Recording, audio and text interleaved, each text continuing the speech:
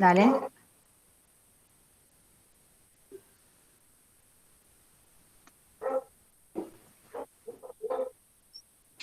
Bueno, primero que nada, buenos días a todas las personas que se han conectado. Muchas gracias por ser parte de este ciclo de charlas.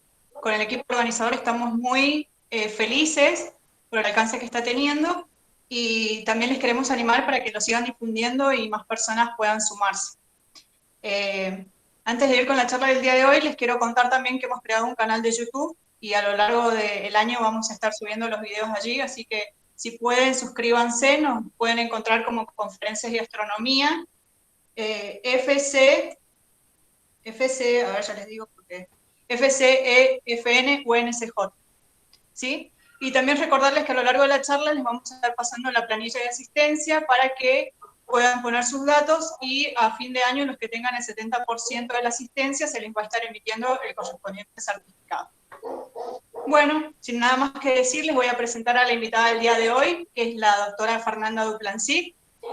Fernanda es egresada de la Facultad de Ciencias Exactas de la Universidad Nacional de San Juan. Después de eso, ella hizo su doctorado en la FAMAF, que corresponde a la Universidad Nacional de Córdoba, y actualmente se desempeña como investigadora de CONICET y pertenece al Gabinete de Astronomía Extragaláctica de nuestra facultad. El día de hoy, Fernanda nos trae como tema AGN en sistemas menores de galaxias, comparando las principales propiedades de objetos activos en pares, tripletes y grupos. Así que, Fernanda, el tiempo es todo tuyo. Bueno, muchas gracias, Julia. Hola a todos. Qué importante convocatoria. Las felicito a las chicas y chicos que están organizando el ciclo. Bueno, voy a ver si puedo compartir pantalla.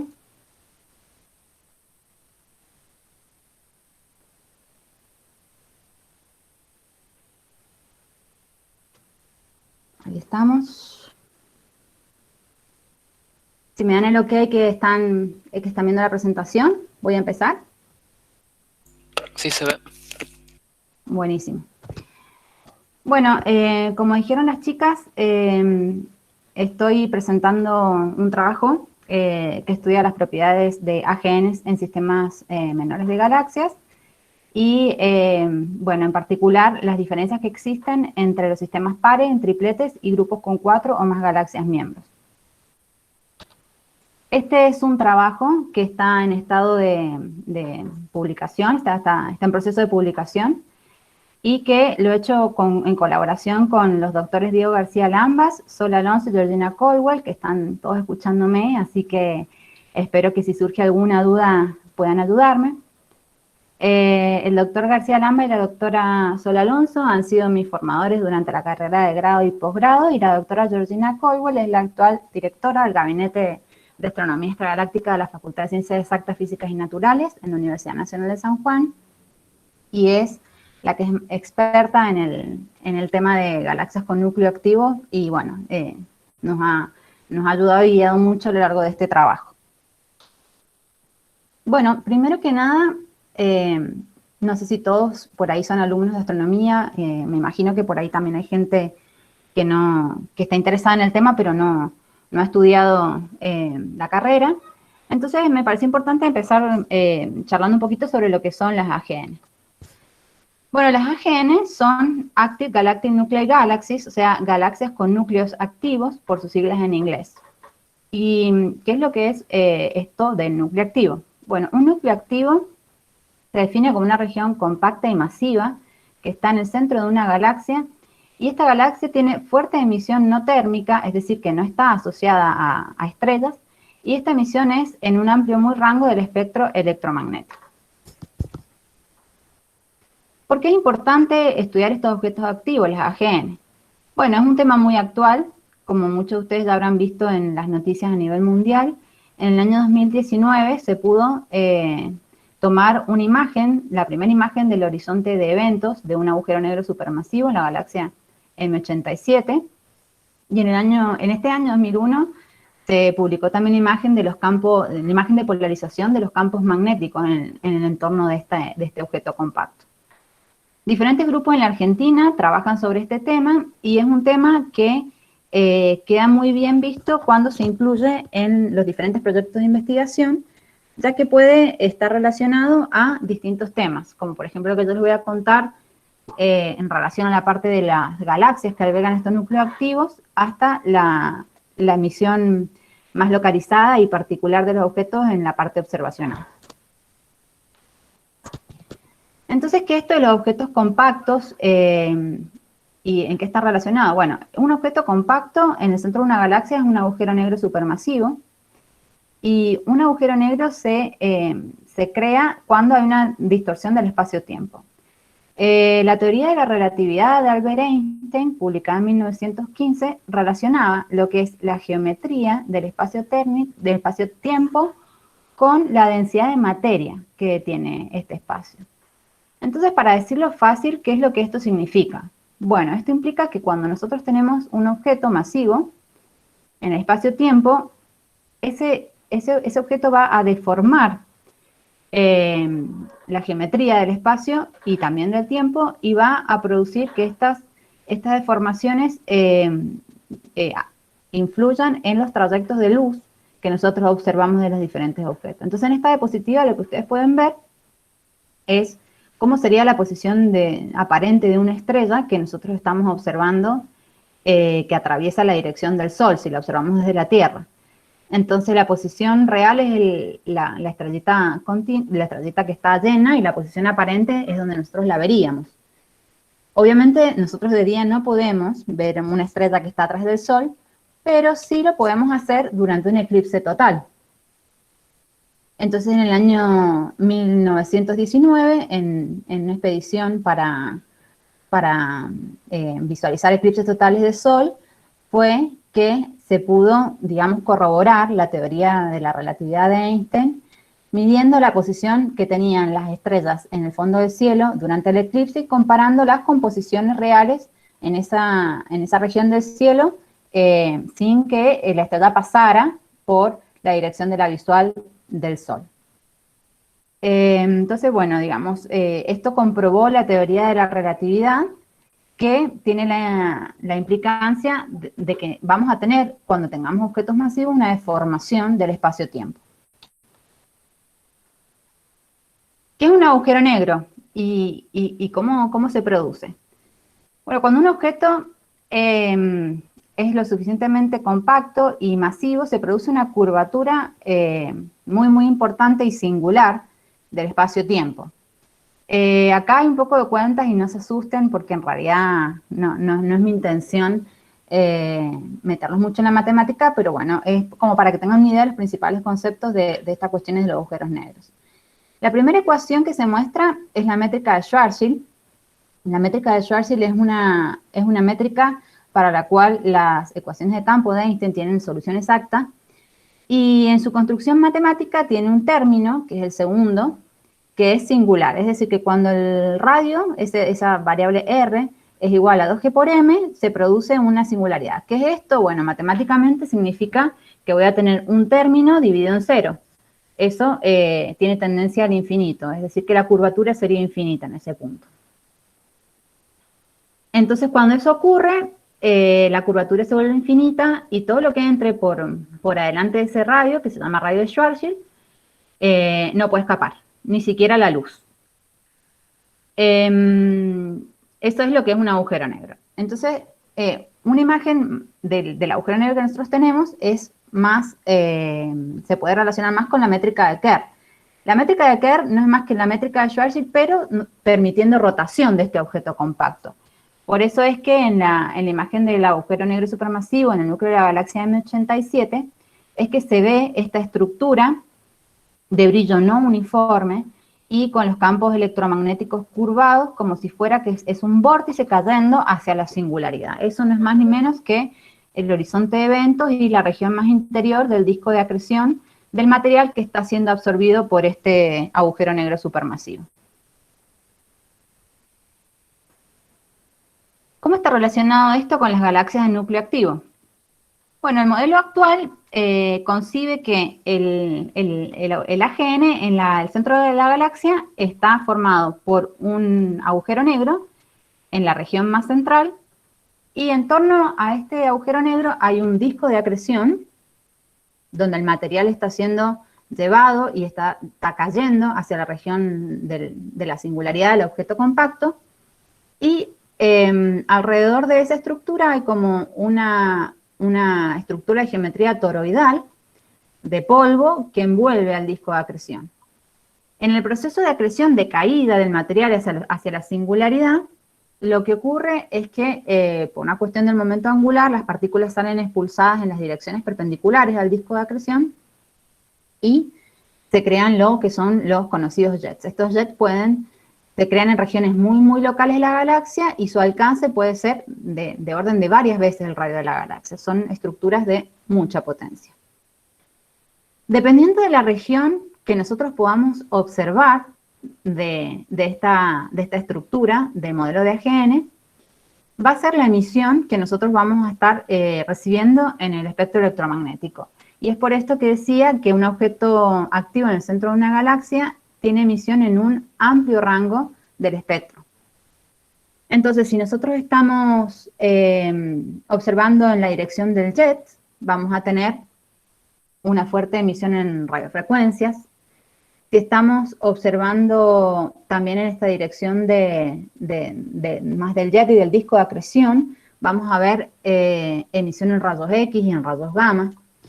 Si la inclinación es un poco mayor, lo que vamos a ver son regiones de ionización del gas y que está en torno a esta estructura. Entonces vamos a tener emisión en el visible y en el ultravioleta.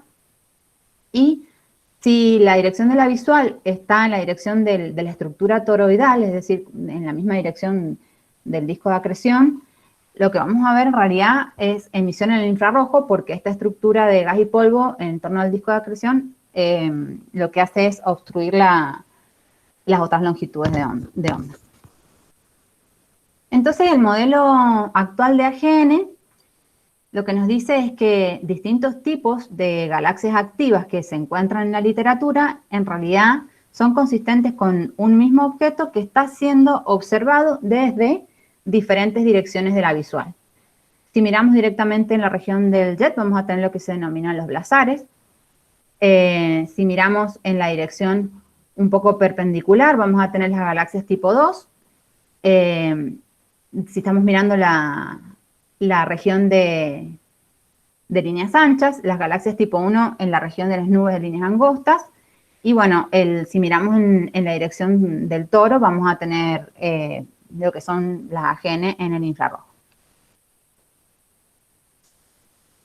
Entonces, un poco volviendo a esta cuestión de lo que son las AGN y cómo nosotros las identificaríamos, lo que les muestro en esta filmina es una imagen bajada de la página del Sloan Digital Sky Survey de lo que sería una galaxia normal y una galaxia con núcleo activo.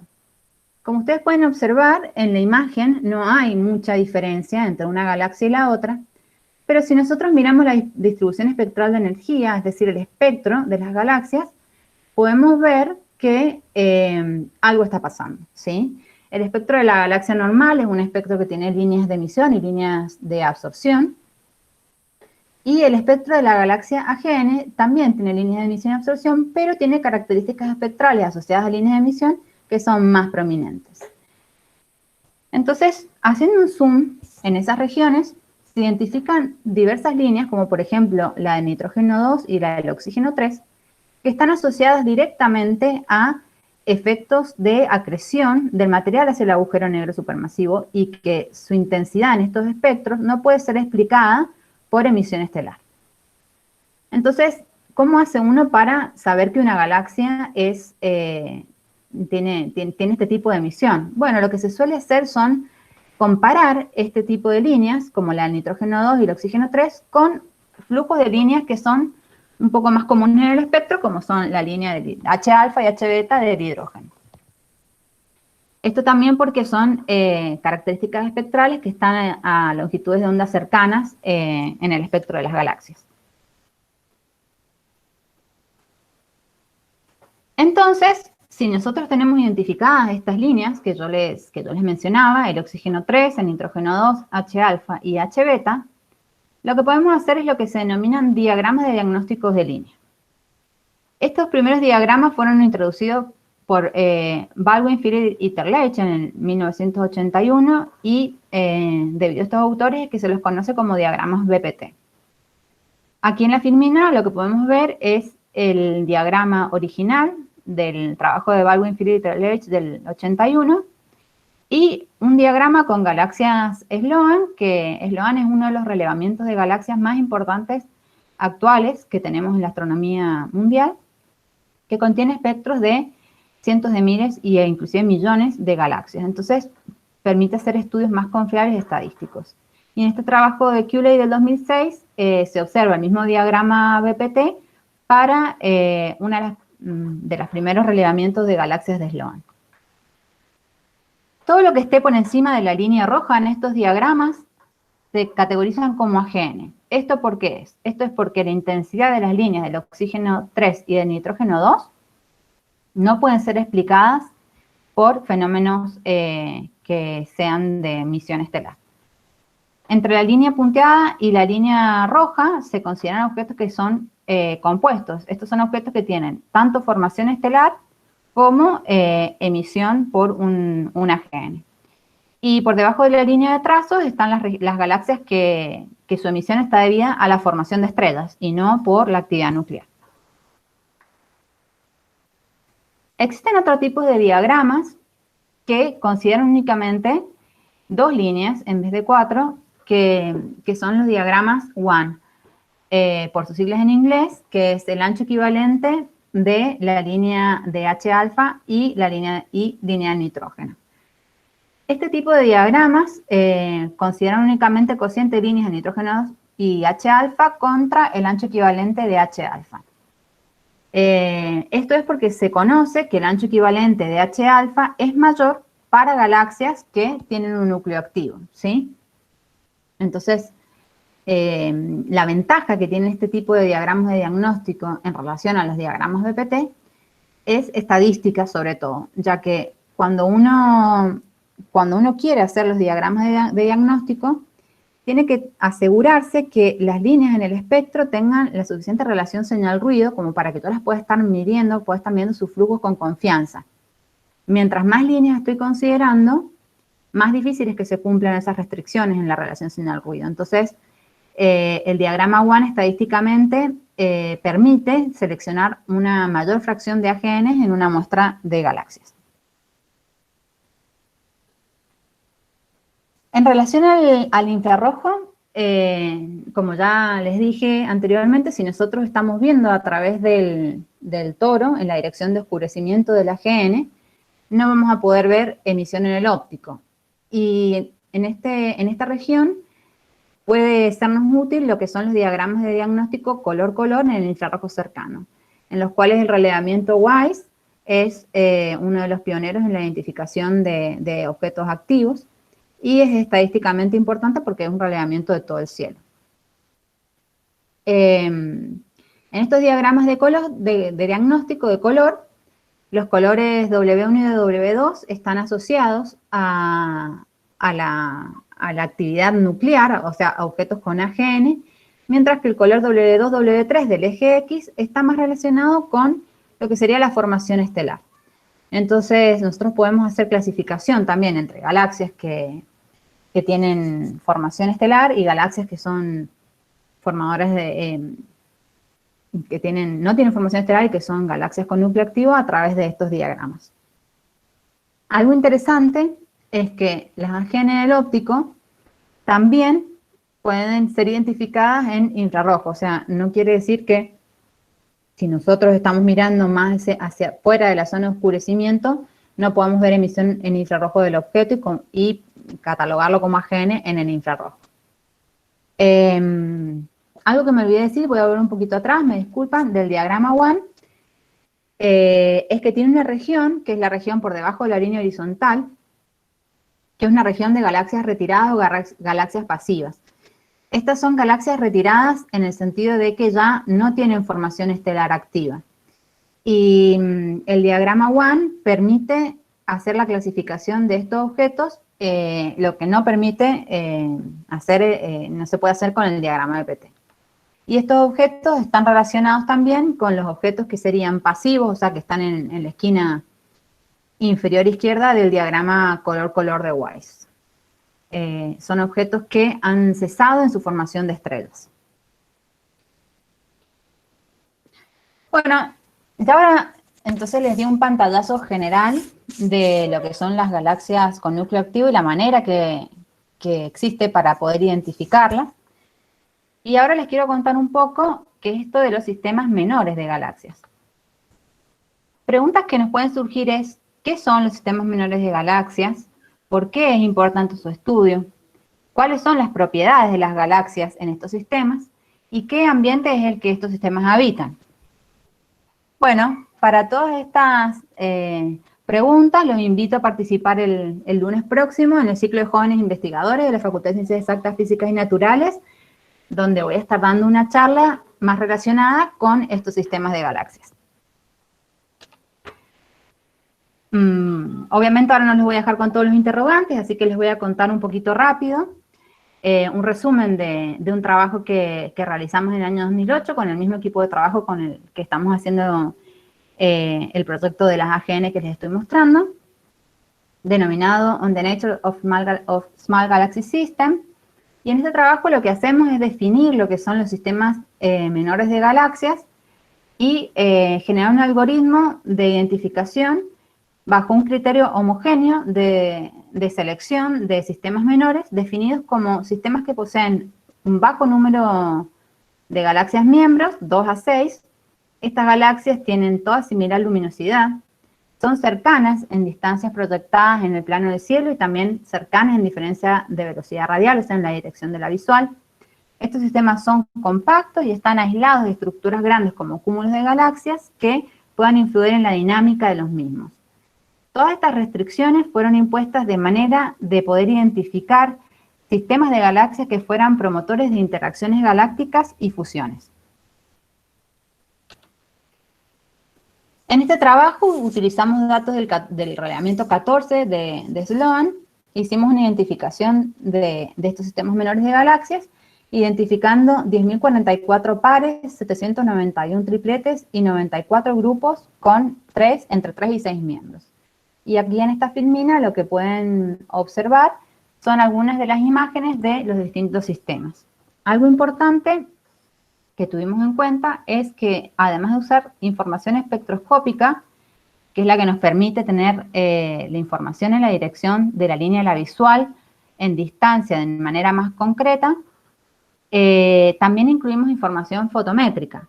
Esto se debe a que como el espectrógrafo de Sloan utiliza fibras para tomar la luz de los objetos y transmitirla hacia el instrumento que es el espectrógrafo, esas fibras no pueden estar colocadas en el plato del plano focal del telescopio a distancias menores que su tamaño físico. Entonces esto genera que, por ejemplo, cuando tenemos dos galaxias que están muy cercanas una de otras, no podamos tomar de manera simultánea sus espectros, porque el tamaño físico de la fibra no lo permite. Entonces, el catálogo Sloan tiene un problema de incompletitud debido a este problema llamado colisión de fibras, y hay algunos objetos que son brillantes, pero que no tienen información espectroscópica. Para nosotros era muy importante poder identificar estos objetos, ya que queremos identificar sistemas que estén en fusión, por lo tanto íbamos a tener galaxias cercanas. Y bueno, en estos sistemas, como ustedes pueden ver, lo que son los cuadraditos son objetos que no tienen espectroscopía, pero que han sido incluidos en nuestro catálogo de sistemas de galaxias. Bueno, entonces ahora pasemos a la parte más interesante, comparando las principales propiedades de objetos activos en pares, tripletes y grupos. El trabajo que les voy a contar está centrado básicamente en las propiedades de las galaxias anfitriones de AGN en sistemas menores de galaxias. Y para esto lo que hicimos fue generar una identificación a través de los diferentes diagramas de diagnóstico de las galaxias con núcleo activo en nuestra muestra. Para eso utilizamos el diagrama BPT y el diagrama WAN en el óptico, que son las figuras que les estoy mostrando, donde los puntos grises son todos aquellos que cumplen con la restricción señal ruido en las líneas que son utilizadas para los diagramas. Y los puntos rojos, los puntos grises son estos objetos y los puntos rojos son aquellas AGNs que también han sido identificadas con colores en infrarrojo cercano, es decir, las AGN WISE. Para la identificación de las AGN en el infrarrojo cercano utilizamos datos de WISE, del catálogo All WISE, y hicimos el diagrama de diagnóstico considerando como AGN aquellas galaxias que cumplieran con el criterio publicado en la CEF y colaboradores del 2008. Este criterio es una combinación entre el color W1 y W2 de la galaxia y la magnitud W2 de la misma, y bajo esta consideración del criterio R75, lo que nosotros obtenemos son objetos cuya emisión en el infrarrojo está el 75% o más dominada por el AGN, ¿sí? Entonces son objetos verdaderamente que tienen una contribución fuerte en emisión en el infrarrojo debida al AGN. Para ver cómo funcionaban los diferentes métodos de clasificación, en esta filmina lo que les muestro es el diagrama BPT y el diagrama WAN, donde con distintos colores hemos graficado las distintas categorías. Entonces, en el diagrama BPT vamos a graficar con diferentes colores las categorías WAN, y en el diagrama WAN vamos a graficar con distintos colores las categorías BPT. Lo que podemos ver es que, que en la categoría BPT hay algunas galaxias que son clasificadas como AGN en WAN, que están en la región de formación estelar del BPT. Y también que en el diagrama WAN hay algunas galaxias que son clasificadas como BPT, AGN o Composite, que están en la región de galaxias retiradas o pasivas del diagrama WAN. Para el caso de aquellas galaxias que eran clasificadas como star forming, en realidad no nos interesa mucho porque la distancia a la línea de clasificación de AGN o Composite no es muy grande. Pero para el caso de aquellas galaxias de BPT que eran clasificadas como pasivas o retiradas en WAN, que son los puntitos amarillos del diagrama BPT, nos preocupaba el tema de que estas galaxias no fueran galaxias que tuvieran un AGN. Entonces, para decidir qué hacíamos con estos objetos, recurrimos a el diagrama de diagnóstico color-color WISE. Y en este diagrama lo que podemos ver es que la mayoría, el 90% de estos objetos que eran clasificados con categoría AGN en BPT, pero eran retirados o pasivos en WAN, están en la región de objetos pasivos del diagrama color-color WISE. Entonces, en base a estos resultados, lo que decidimos es eliminar estos objetos que eran BPT en el AGN, pero retirados pasivos según las categorías WAN y WISE. Bueno, entonces, de nuestra muestra original, seleccionamos en total 5.834 galaxias AGN, y eso es un 28% de la muestra original de galaxias en sistemas menores. Entonces, aquí en esta filmina lo que les estoy mostrando es cómo es la fracción de AGN, es decir, número de AGN en relación al número total de galaxias en pares, tripletes y grupos. El primer cuadro lo que me muestra son las galaxias según la clasificación BPT, después según la clasificación WAN, después según la clasificación WISE del infrarrojo, y el último panel muestra la clasificación de las AGN seleccionadas con al menos uno de estos métodos. Lo que vemos en todos los casos es que hay una tendencia de que los pares tengan una mayor fracción de AGN que los tripletes y que los grupos, sin importar el diagrama de diagnóstico que se utilizó para la identificación de las AGN. Nos surge la duda entonces saber cómo son este tipo de objetos activos en relación a su a su potencia, y para eso decidimos seleccionar a genes potentes y regulares, teniendo en cuenta la luminosidad del oxígeno 3, que es un parámetro muy relacionado con la intensidad o la potencia del AGN para genes seleccionadas con el diagrama BPT, la categoría Strong o Weak AGN según el ancho equivalente en el diagrama diagnóstico WISE, en el diagrama diagnóstico WAN, y para el infrarrojo, las AGN WISE que estuvieran dentro de una región de cuña definida por Mateos 2012, que corresponde a AGNs muy luminosos seleccionadas en rayos X. Lo que vemos de estos diagramas es que las AGN en el óptico, ya sea identificadas por BPT o WAN, siempre son muy importantes las AGN que son potentes para los pares y los tripletes en relación a los grupos. Y que la fracción de AGN débiles para pares, tripletes y grupos es similar, y en los grupos la fracción de AGN potentes y regulares son parecidas en todos los casos en los diagramas de diagnóstico óptico. Para el caso de las AGN de infrarrojo, lo que vemos es que aquellas galaxias que son regulares son en proporción a las galaxias que son potentes, sin importar el número de objetos que tengamos en el sistema. O sea, sin importar si estamos considerando pares, tripletes o grupos. Bueno, entonces ya sabemos que por algún motivo, si una AGN está en un par o en un triplete, si una galaxia está en un par o en un triplete, tiene mayor probabilidad de ser AGN que si está en un grupo, y que las AGN que están en pares o en tripletes son más potentes en general que las AGN en grupos. Entonces nos surgió la duda de ver cómo son las propiedades de las galaxias que albergan estos núcleos activos.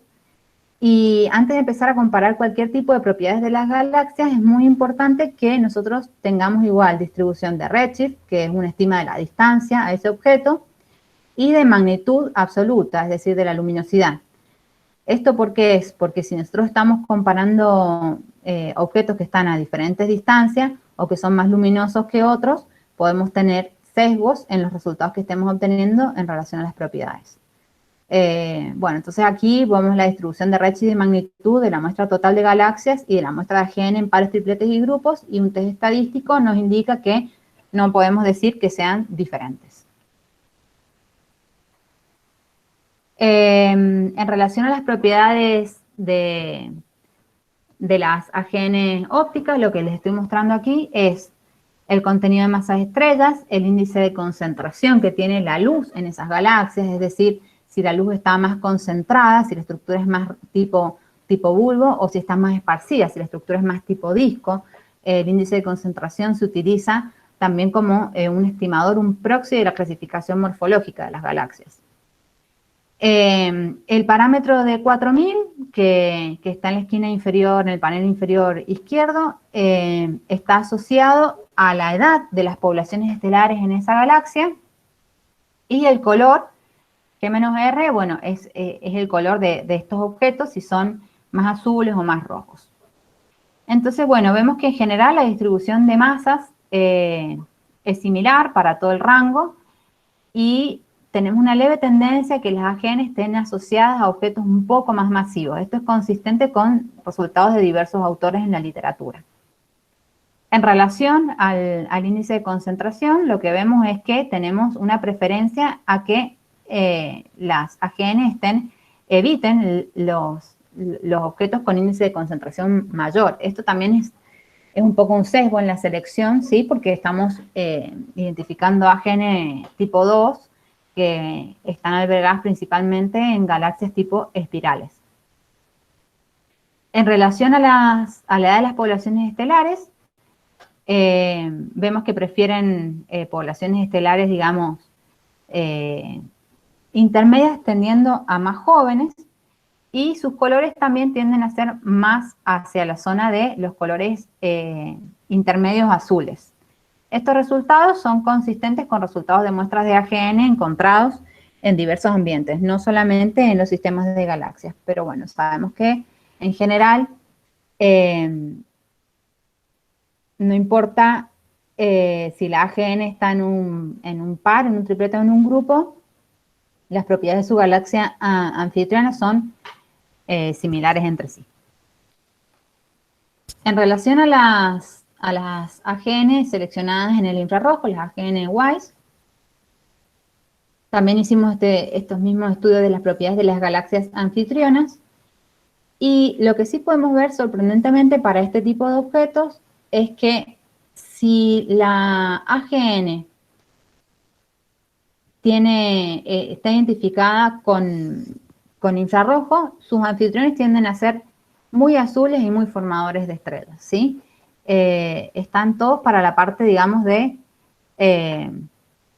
poblaciones estelares más jóvenes y de colores más azules. Y esto es inclusive para los grupos de galaxias. Y ya sabemos de trabajos anteriores que las galaxias en grupos son en general menos formadoras de estrellas y más rojas que las galaxias en pares o tripletes. Esos son resultados que encontramos en trabajos anteriores. Y aquí sorprende que si una galaxia en un grupo tiene un AGN en el infrarrojo, entonces esa galaxia tiene propiedades similares a la que tendría si estuviera en un par o en un triplete. O sea, es más azul que el promedio de galaxias del grupo. Bueno, entonces, la otra pregunta que nos hacemos es, sabemos que los sistemas están aislados de estructuras más grandes, sabemos que son pares, tripletes y grupos, pero ¿cómo influiría el ambiente a diferentes escalas sobre este fenómeno de AGN en los sistemas menores? Para estudiar eso, lo que hicimos fue considerar dos indicadores del ambiente. Uno, un indicador de un ambiente más global a través del parámetro sigma 5, que es un estimador de densidad de escala variable, que lo que me marca es la densidad a un radio determinado por el quinto vecino más cercano. Entonces, en la imagen acá, en la que tienen aquí abajo, pueden ver en el centro, sí, muy chiquitito, se ve el sistema, que es un par de galaxias, y lo que está marcado con triangulitos violetas son galaxias que deben tener cierta magnitud para ser consideradas vecinas significativas en el entorno de este sistema. Y el círculo rojo marca el radio, la distancia al quinto vecino más cercano, que es este que está aquí. Entonces, el estimador sigma 5 es un estimador más global de la densidad, ¿sí? Y para la densidad local, lo que hacemos es considerar la distancia al vecino más cercano dentro del sistema. Es decir, si es un par, la distancia que hay entre estas dos galaxias. Entonces vamos a comparar estimadores globales con estimadores locales de densidad de los sistemas menores. En relación al ambiente global, lo que hacemos es ver cómo va cambiando la fracción de AGN para pares, para tripletes y para grupos a medida que va variando el parámetro de densidad sigma 5. Entonces, lo que podemos ver de estos gráficos es en el panel superior la fracción de AGN óptica seleccionada ya sea en WAN o en BPT, que tenemos para los pares, y para los tripletes una fracción más o menos constante, es decir, que no le importa mucho el ambiente de densidad global. Sin embargo, para los grupos, a medida que la densidad aumenta, la fracción cae abruptamente. Es decir, que si tenemos bajas densidades, las AGN en grupos, tripletes o pares son similares, pero cuando nos vamos hacia densidades un poco más intermedias, hay que recordar que no tenemos estos sistemas en altas densidades por el mismo criterio de selección que los aísla de grandes estructuras, pero a densidades intermedias la fracción de AGN en grupos cae abruptamente. ¿Qué ocurre si nosotros consideramos aquellas AGN que son potentes?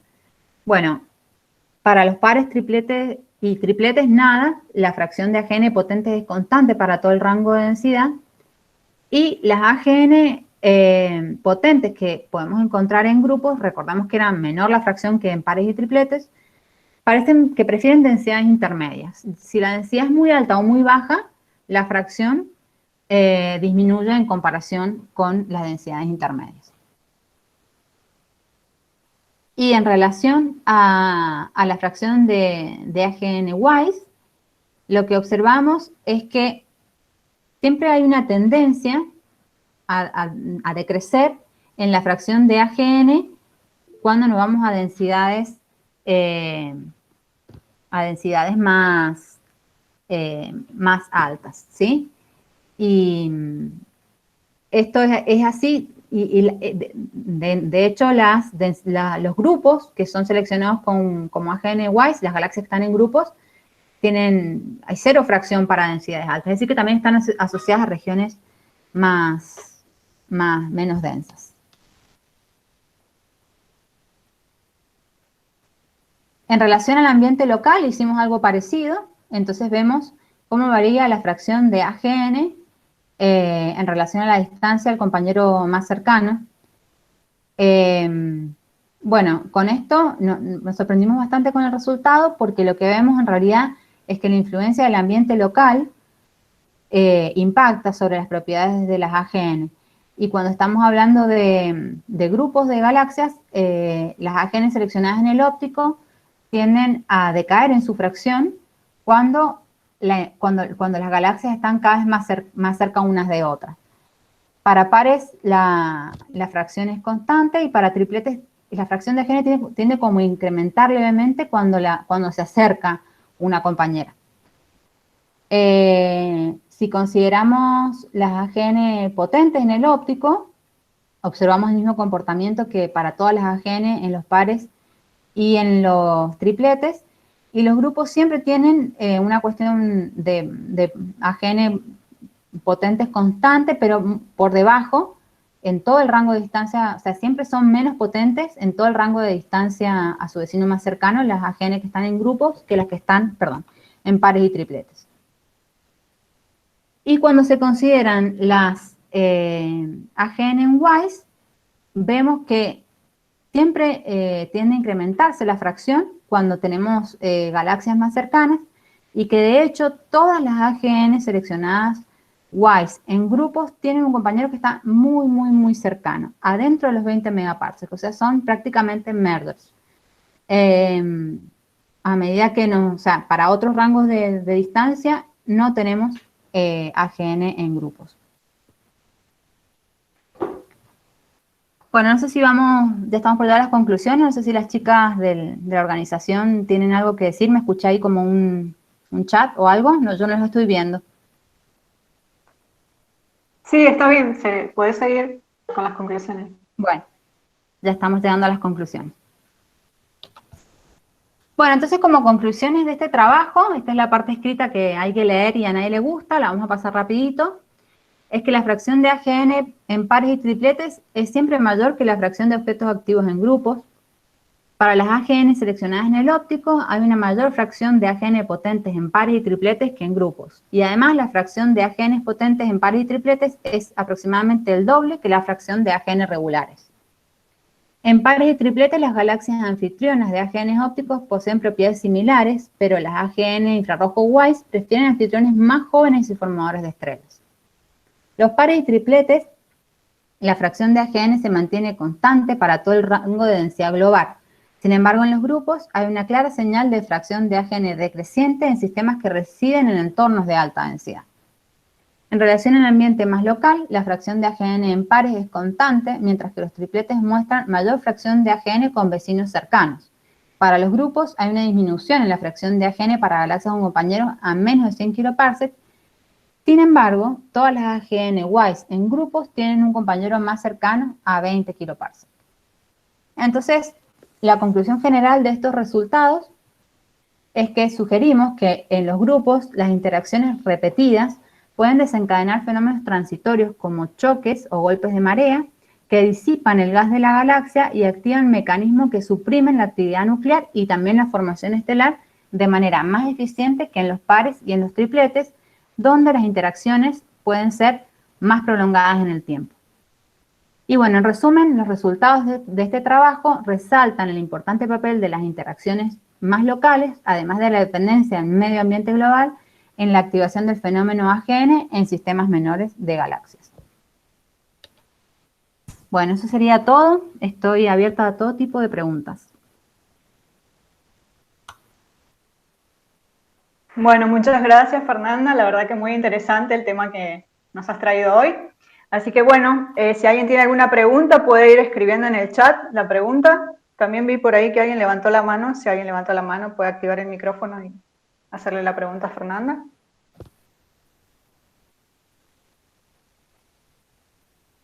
Mientras tanto, les quiero contar que la semana que viene tenemos la jornada Exactas Investiga, Jóvenes Investigadores, y el día lunes le toca al área de astronomía, y ahí también Fernanda va a estar dando una charla.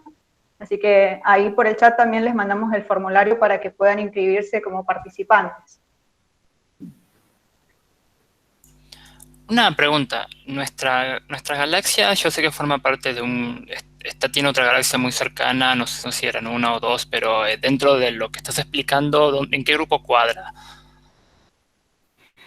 Bueno, una pregunta muy interesante, y es un proyecto que tenemos con la doctora Alonso de encarar en breve. Usualmente nuestro grupo, el grupo local, está constituido por 3 galaxias más brillantes: Andrómeda, la Vía Láctea y el Triángulo.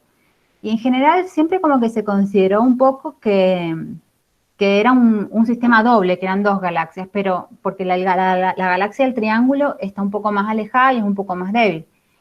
Pero nosotros lo ponemos en la categoría de sistema triple, de triplete de galaxias, y marcaría, digamos, en esa categoría de sistema triplete de galaxias.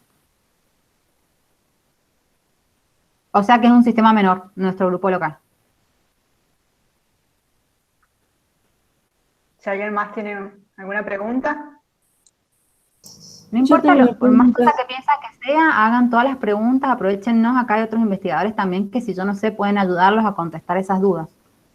Yo tengo una pregunta: ¿qué significa en inglés porque no la entendí qué significa en inglés? ¿Qué cosa? El AGN. Active Galactic Nuclei. Núcleo de galaxia activa. Muy impactante, el significado suena más interesante el original que el traducido.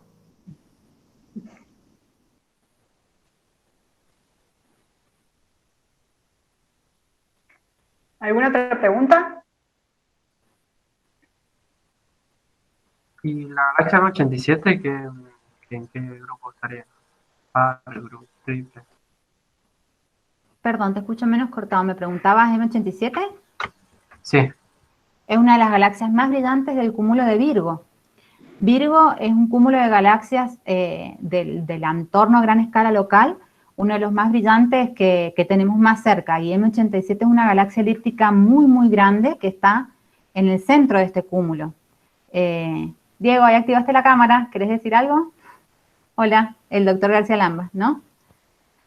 Bueno, es la imagen esa, digamos, es un agujero negro muy, muy masivo, de 10 a la 9 masas solares. Bueno, una super AGN. ¿Está en par o en qué está? Es un cúmulo de galaxias. Ah, Son las regiones más densas del universo, y están formadas por cientos y hasta miles de galaxias, cientos de galaxias muy brillantes.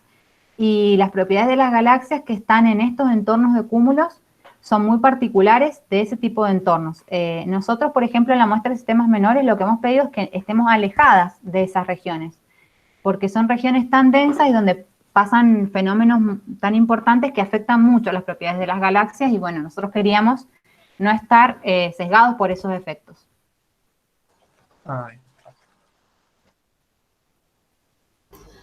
Y capaz un comentario. De fenómenos, por ejemplo, ver los agujeros negros y ver la posibilidad de estudiarlo, ¿es muy normal o pasa en ciertas ocasiones?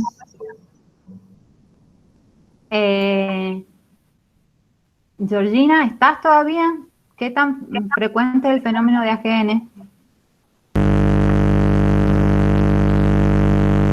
Ay, no te escuchamos nada, Georgina. hay escucha mucho mal. ruido. Voy a responder por el chat porque la verdad que escuchamos mucho Desactivar el micrófono. tema.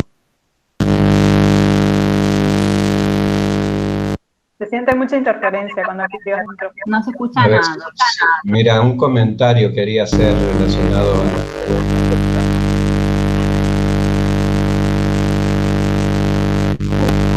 No, Jordi, empezás a hablar y se escucha estática nada más.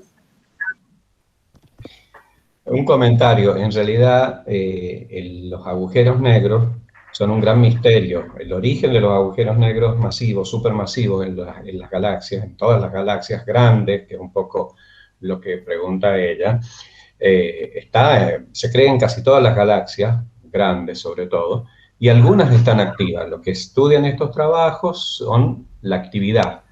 Pero de dónde vienen los agujeros negros está bastante poco claro. No sabemos de qué están hechos esos agujeros negros tan gigantes que están en los centros de las galaxias. O sea, los agujeros negros de origen estelar sabemos que están constituidos por una estrella que colapsó, pero esos tienen masas de algunas, máximo decenas de masas solares. Pero acá estamos hablando de decenas de millones de masas solares. Entonces, tiene un origen completamente diferente. Son objetos extremadamente importantes porque pueden ser inclusive las semillas del origen de las galaxias mismas.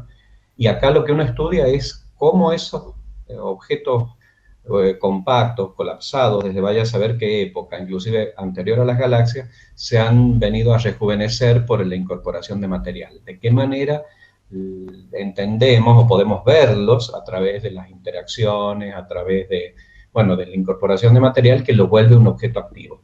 O sea, un agujero negro no se lo ve salvo que se manifieste como un AGN en este caso, o sea, un supermasivo agujero negro.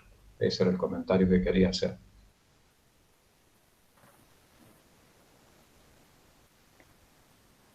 A ver, está respondiendo Georgina. La pregunta dice: un gran porcentaje de galaxias tienen núcleos activos, aproximadamente el 30%. Aunque también hay muchos que pueden contener agujeros negros que están dormidos, pero pueden activarse por algún fenómeno. Por ejemplo, las interacciones o la barra galáctica también son mecanismos que activan el AGN. Bueno, gracias, Jordi. No sé si se respondió con eso la pregunta. Bueno, creo que ya estamos en momento de acabar. Así que muchas gracias, Fernanda. Muy interesante. Muchas gracias por participar y gracias también a Diego que anda por ahí y los investigadores que se unieron. Y también recordarles que la próxima charla va a ser el viernes 23 de abril, ¿sí? Que nos va a estar dando la charla el licenciado doctor Matías Vera. Así que bueno, muchas gracias, Fer. Y bueno, gracias a todos gracias. y los que estén interesados en estos temas pueden escribirnos a cualquiera de las investigadoras del Gabinete de Astronomía Extragaláctica de la Facu y bueno, sumarse por ahí a algún proyecto de investigación, como hay algunos alumnos que ya están. Estaba Juli por ahí que está un poco con esto también sumándose, tal, le vamos a dar trabajo para hacer. Hola, disculpe, quería hacer una pregunta. ¿Sí? Sí, ahí va, es que se me corta ahí hay la pregunta.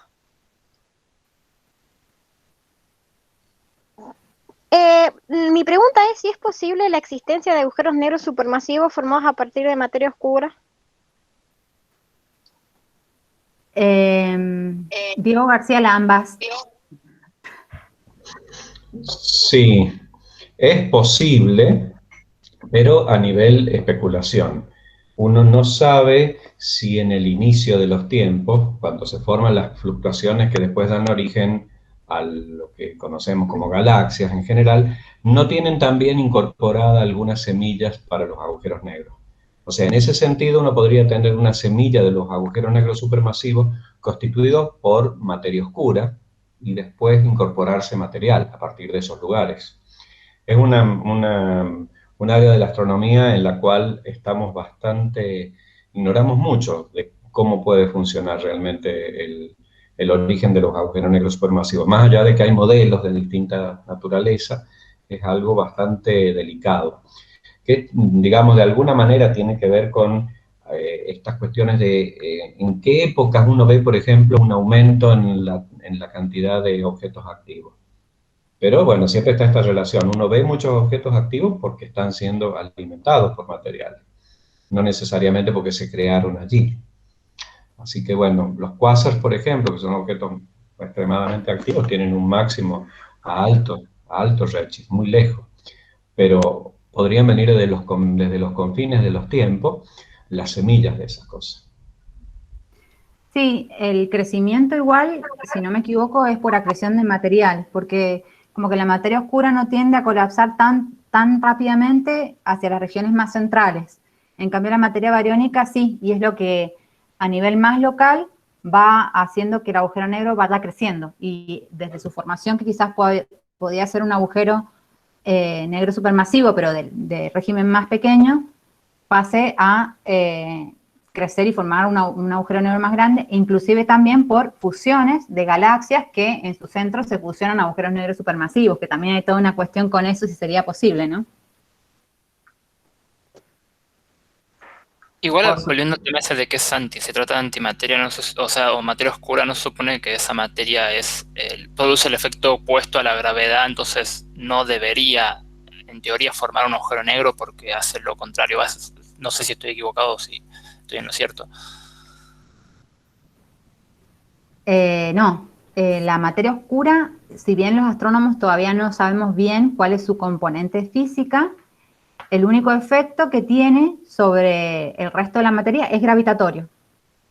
O sea, sus efectos son gravitatorios, no interactúa por ningún otro mecanismo, no interactúa por presiones, no interactúa por diferencias de temperatura o esas cuestiones, pero sí por la gravedad.